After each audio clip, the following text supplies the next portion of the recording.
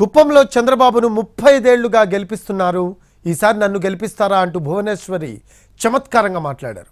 నారా భువనేశ్వరి చేసిన వ్యాఖ్యలపై మంత్రి జోగి రమేష్ కౌంటర్ ఇచ్చారు. రాష్ట్రంలోనే కాదు కుప్పంలోనూ టీడీపీ ఓటమి పాలవుతుందని భువనేశ్వరి పసిగట్టారని విమర్శించారు. ఆయన చంద్రబాబు నాయుడు గారు 35 ఏళ్ళ నుంచి మీరు ఆ నమ్మకంతో ఆయన ఎమ్మెల్యేగా చేశారు, అవునా కాదా? ఇప్పుడు నాకు కోరిక కలిగింది, ఆయన్ని కొంచెం రెస్ట్ తీసుకోమని నేను నుంచుందాం అనుకుంటున్నాను. సో ఎవరికి చంద్రబాబు నాయుడు గారు కావాలో చేతులెత్తండి. అదే అందరు చేతులెత్తండి. నేను నాకు ఇద్దరు కుదరదు కదమ్మా, ఎవరన్నా ఒక్కలే చెప్పాలి.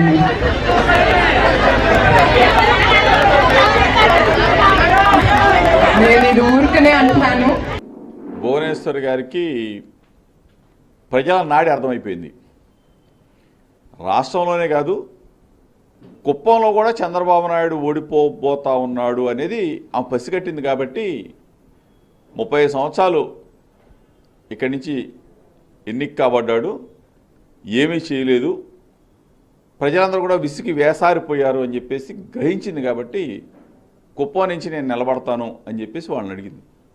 అంటే చంద్రబాబు నాయుడు ఓడిపోబోతున్నాడన్న సంగతిని ఎవరు చెప్పవసలా, ఆయన భార్య భువనేశ్వరి గారి మాటల ద్వారానే నిజమైందనేది స్పష్టంగా తెలుస్తోంది.